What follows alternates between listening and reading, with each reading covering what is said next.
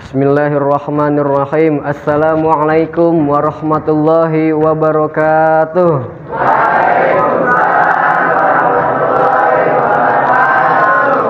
Sebelum mukadimah, saya ingin memperkenalkan diri saya. Perkenalkan, nama saya Alwan Reza Pahlevi Al-Hasan. Saya dari kelas 11, saya dari sekolah SMK Plus Al-Falah Biru.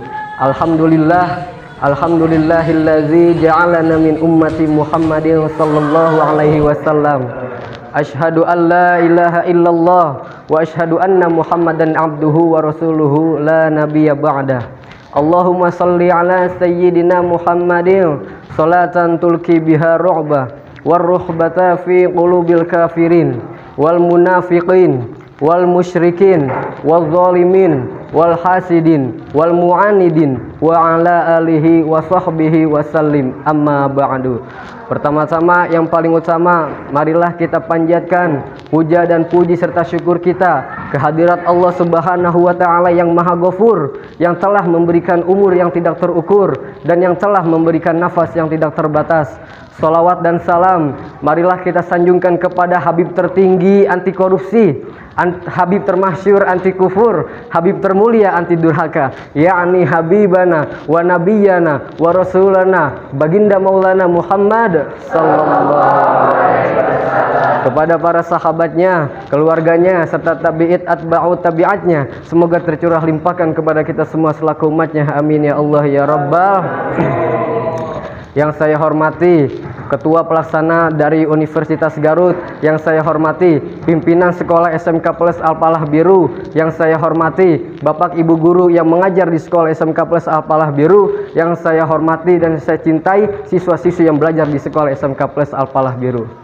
Pada kesempatan kali ini, berdirinya saya di sini bukan bermaksud saya orang yang sombong, bukan juga bermaksud saya orang yang pinter, bukan juga bermaksud saya orang yang cerdas, tetapi saya ingin menyampaikan satu kata, dua kata yang mungkin akan berkata-kata, yang mungkin akan bisa menjadi bermakna dan bermanfaat bagi kalian semua. Amin ya Allah ya Rabbal alamin.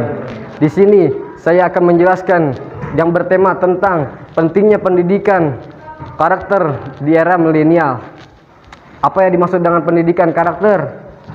Ada yang tahu? Pendidikan karakter adalah suatu usaha manusia secara sadar dan terencana untuk memperdayakan peserta didik. Dalam pandangan Islam, pendidikan karakter yaitu pendidikan yang berakhlak dan beradab. Kita harus mempunyai karakter dan akhlak yang baik, harus mempunyai adab yang baik. Rasulullah sallallahu alaihi wasallam bersabda, "Ma min syai'in asqalu fil mizani min husnil khuluqi." Tidak ada timbangan yang lebih berat daripada akhlak yang baik. Jadi kita sebagai mahasiswa, sebagai peserta didik harus mempunyai sikap yang baik. Coba lihat alam dunia zaman sekarang. Alam dunia zaman sekarang udah rusak. Semua tergila-gila karena dunia. Semua tergila-gila karena masalah-masalah yang ada di dunia. Udah pada nggak tahu malu. Cowok kelakuan kayak cewek banyak. Cowok kelakuan kayak cewek banyak.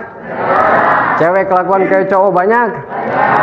Pakai jilbab doang kelakuan kayak set. Pakai jilbab doang aura dipamerin. Siswa-siswi yang dirahmati oleh Allah, kiamat udah deket. Kiamat sudah dekat. Banyak ciri-ciri dari tanda-tanda kiamat. Kata Rasul sallallahu alaihi wasallam, tidak akan terjadi kiamat sebelum di tanah Arab berubah jadi banyak rerumputan. Coba lihat di tanah Arab yang sekarang, yang tadinya tanah yang kering berubah jadi banyak tumbuhan, yang tadinya tanah yang gersang berubah jadi banyak rerumputan. Kan itu sudah termasuk dari ciri-ciri tanda-tanda dari kiamat. Siswa-siswi yang dirahmati oleh Allah, Rasul sallallahu alaihi wasallam bersabda, "Ad-dunya sijnul mu'mini wal jannatul kafiri." Dunia adalah penjara bagi orang beriman dan surga bagi orang kafir. Imam Nawawi rahimahumullah dalam kitab Syarh Sahih Muslim, beliau menerangkan orang mukmin terpenjara di dunia karena menahan dari hal-hal syahwat yang diharamkan dan hal-hal syahwat yang dimakruhkan. Orang mukmin juga diperintahkan untuk melakukan ketaatan.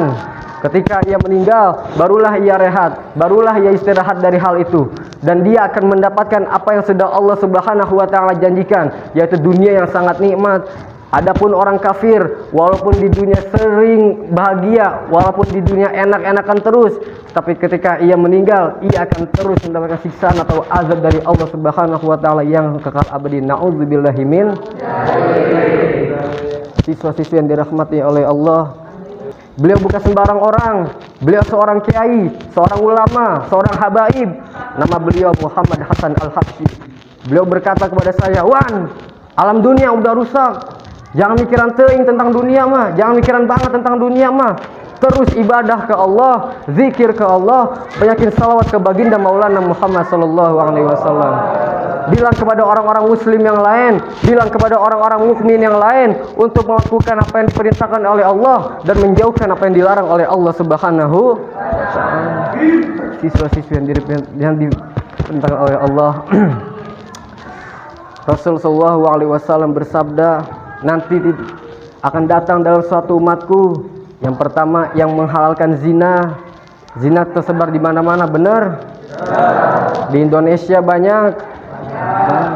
Seluruh dunia pun banyak zina, padahal Allah Subhanahu wa taala sudah menerangkan dalam Al-Qur'an, wala taqrabuz zina, dan janganlah kamu mendekati zina. Tapi mengapa orang-orang tidak bisa melawan hawa nafsunya? Khusus untuk para wanita di sini, jagalah diri kalian, jagalah aurat kalian. Satu helai rambut kalian dilihat oleh laki-laki yang bukan mahram kalian, membawa 4 orang laki-laki masuk ke dalam neraka jahanam. Siapa saja? Yang pertama adalah ayahnya, yang kedua adalah adik atau abang laki-lakinya, yang ketiga adalah pamannya, yang keempat adalah pamannya. Jika kalian sayang diri kalian, sayang keluarga kalian, jagalah diri kalian, jagalah aurat kalian. Jangan sampai kalian berani disentuh oleh laki-laki yang bukan muhrim kalian. Siswa-siswi yang dirahmati oleh Allah. Lalu apa kata Rasul yang kedua, yaitu yang menghalalkan minuman khamar. Tahu minuman khamar? Minuman yang memabukkan.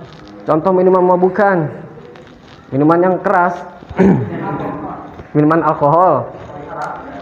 Nanti juga kita di akhirat nanti, di surganya Allah nanti bakal merasakan minuman keras, bakal ngerasain. Man syaribal khamra fid dunya lam yashrubha fil akhirah. Barang siapa yang mengkonsumsi minuman keras di dunia, maka dia tidak akan mengkonsumsi atau mencobanya di akhirat nanti. Nanti di akhirat nanti banyak minuman keras, rasanya lebih manis daripada madu dan tidak memabukkan. Lalu apa kata Rasul yang ketiga, yang menghalalkan kain sutera. Tahu kain sutera? Kain sutera yang dipakai oleh orang Arab jahiliyah dulu, dipakai oleh orang-orang Arab dahulu. Harganya mahal, haram dipakai. Allah sudah melarangkan, Rasulullah sudah melarangkan itu juga. Lalu apa kata Rasul yang keempat, yaitu yang menghalalkan alat-alat musik. Tahu alat-alat musik? Contoh alat musik dalam hadis ini yaitu muazzif. Zarkasi menjelaskan muazzif yaitu contoh alat musik yang dipukul, contohnya gendang. Lalu ada golongan yang tidak akan masuk surga, yaitu golongan Shahibul Quba. Tahu golongan Shahibul Quba? Golongan Shahibul Quba yaitu golongan yang memainkan alat-alat musik secara dipetik, contohnya gitar. Itu yang dilarang oleh Allah. Zarkasi menjelaskan lagi, menerangkan lagi hukum nyanyian atau hukum alat musik boleh, tapi ada 3 syaratnya. Yang pertama adalah tidak dapat menimbulkan fitnah, yang kedua tidak ada maksiat yang menyertainya, yang ketiga tidak lalai menjadi Islam, tidak lalai membuat dalam menjadi Islam. Siswa-siswi yang dirahmati oleh Allah,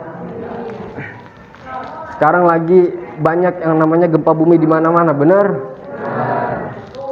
Tsunami di mana-mana, benar? Kan itu kan azab dari Allah, azab dari Allah.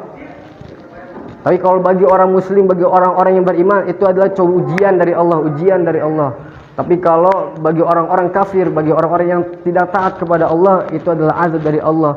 Allah Subhanahu wa taala sudah menjelaskan dalam Al-Qur'an, "Maka Allahu liyu'adzibahum wa anta fihim." Allah tidak akan menyiksa ke suatu kaum, Allah tidak akan mengazab ke suatu negeri kalau di kaum itu ada baginda Maulana Muhammad sallallahu alaihi wasallam. Dulu orang-orang kafir di zaman Rasulullah yang suka mengejek Rasulullah, yang suka menghina Rasulullah, yang suka menginjak-injakkan nama Nabi Rasulullah. Apakah Allah menurunkan azab kepada itu? Orang kafir kan tidak. Lalu apa? Bagaimana dengan Rasulullah setelah wafat? Bagaimana dengan kita? Tidak ada Rasulullah, tidak ada yang bisa yang bikin dunia biasa-biasa saja. Lalu lanjutan ayatnya itu, wa ma kanallahu limu'adzibahum wa hum yastaghfirun, dan Allah tidak akan menyiksa ke suatu kaum, Allah tidak akan mengazab ke suatu negeri kalau di kaum itu, kalau di negeri itu ada yang beristighfar kepada Allah Subhanahu wa Alhamdulillah kita berkumpul di gudangnya ilmu, berkumpul di tempatnya ilmu, di banyaknya para habaib, para kiai, para ulama. Masih bisa, insya Allah masih bisa diselamatkan oleh Allah Subhanahu wa Ta'ala. Amin ya Allah ya Rabbal.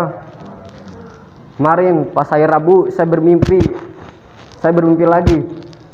Ada di depan saya air sungai, ada air sungai. Di situ ada bapak-bapak, tapi pakai baju perang, pakai pedang. Saya bertanya, saya jalan menuju ke bapak-bapak itu.